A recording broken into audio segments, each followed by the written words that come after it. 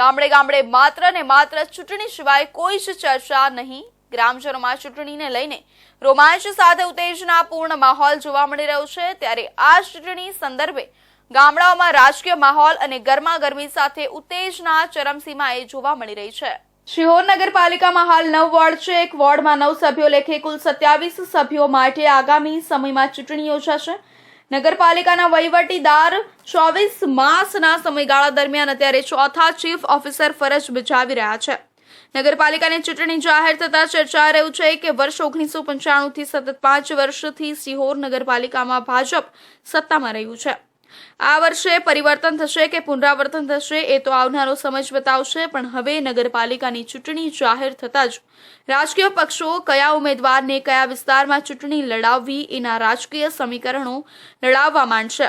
સાથોસાથ ચૂંટણી લડવા માટે ઉમેદવારો પણ પોતાના ટેકેદારોની સાથે પોતાનો પક્ષ રજૂ કરી દાવેદારી નોંધાવશે। શિહોર નગરપાલિકામાં સ્થાનિક કક્ષાએ 24 મહિના પછી ચૂંટણી જાહેર થતા આગામી દિવસોમાં શિહોરમાં રાજકીય રંગ બરાબરનો જામશે એ નક્કી છે। શિહોરમાં ભર શિયાળે પણ પાણીનો પ્રશ્ન વિકટ બન્યો છે। એક તરફ અઠવાડિયે 10 દિવસે પાણીનું વિતરણ થાય છે, તે પણ પીવા લાયક શુદ્ધ પાણી ન હોવાથી લોકોના આરોગ્ય સાથે ગંભીર ચેડા કરવામાં આવી રહ્યા છે। નિયમિત રીતે અનિયમિત પાણી વિતરણના પ્રશ્નને લઈ નાગરિકો ત્રસ્ત થઈ ગયા છે। શિહોર શહેરના દરેક વોર્ડમાં અનિયમિત પાણી વિતરણની સમસ્યા કાયમી બની છે। તેમાં પણ છેલ્લા કેટલાક સમયથી જે પાણીનું વિતરણ કરવામાં આવે છે તે દુર્ગંધયુક્ત, દૂષિત અને પોરાવાળું હોવાથી શિહોર વાસીઓ પીવાના પાણી માટે વલખા મારે છે। નગરપાલિકા તંત્રના અણધાણ વહીવટના ભોગે લોકોને 7 કે 10 દિવસે પાણી વિતરણ થાય છે, જેના કારણે નાગરિકોને પાણીની પડોજણ કાયમી ઊભી રહે છે। લોકો પાણી માટે લાચારી વેઠી રહ્યા હોવા છતાં નગરપાલિકા તંત્રના પેટનું પાણી હલતું ન હોવાથી અને આ મામલે શિહોરની 80,000ની જનતાને પીવાનું શુદ્ધ પાણી 4 દિવસે આપવાની સ્થાનિકો દ્વારા અનેકવાર રજૂઆત કરવામાં આવી છે। તેમ છતાં પરિસ્થિતિ જેની તે પરિસ્થિતિ છે તે જોવા મળી રહી છે। સમસ્યાની વાત તમે કરતા હો શિહોરમાં, તો શિહોર આખું સમસ્યાથી ઘેરાયેલું છે। છેલ્લા 27 વર્ષથી શિહોર નગરપાલિકાની અંદર ભાજપનું શાસન છે। એ શાસન કેવું રહ્યું છે એનું તમને સિતાર આપું તો અહીં લાખો રૂપિયા ફિલ્ટર પ્લાન્ટમાં નાખ્યા અને લોકોને દૂષિત પાણી હજી પીવાનો વારો છે।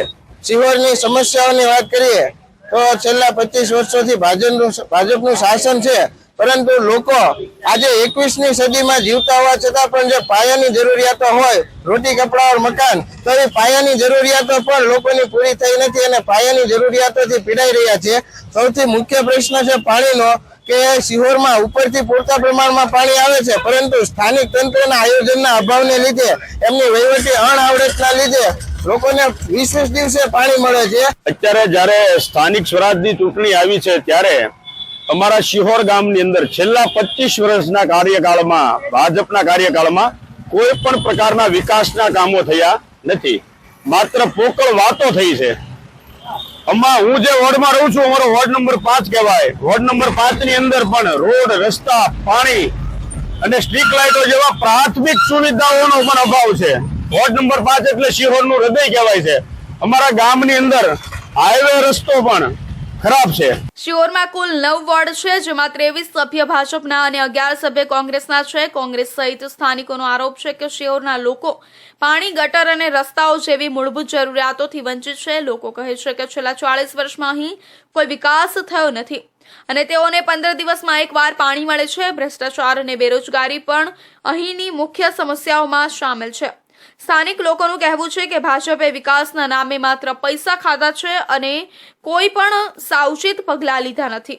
શિહોરમાં કુલ 46,705 મતદારો છે, જેમાંથી 24,314 પુરુષ અને 22,391 મહિલાઓ છે। શહેરીજનો માટે સૌથી મોટી સમસ્યા પાણીની છે। લોકોએ ગાંધીનગર સુધી પાણી માટે રજૂઆતો કરી છે, પણ ભાજપે જરાય ધ્યાન આપ્યું નથી। કટોકટીની સ્થિતિએ પાણીના ટેન્કર પણ કામ કરતા નથી। 15 દિવસમાં એકવાર પાણી મળતું હોવાના આક્ષેપ સાથે લોકો અધિકારીની બેદરકારી પર આક્રોશ વ્યક્ત કરી રહ્યા છે। સુરત વરાછા પોલીસ દ્વારા